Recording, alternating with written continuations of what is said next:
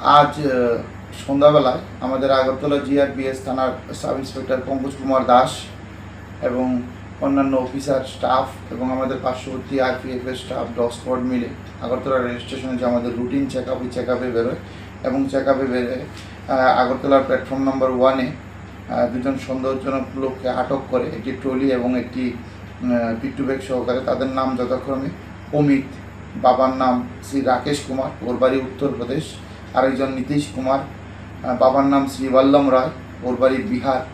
তাদের প্রত্যেকের ওই ট্রলি ব্যাগ এবং পিট্টু ব্যাগ আমরা তল্লাশি করে তার থেকে সর্বমোট 7 কেজি 940 গ্রাম অবৈধ গাঁজা উদ্ধার করি, যার বর্তমানে কালোবাজারি মূল্য হবে 1.5 লক্ষ টাকা প্রায়।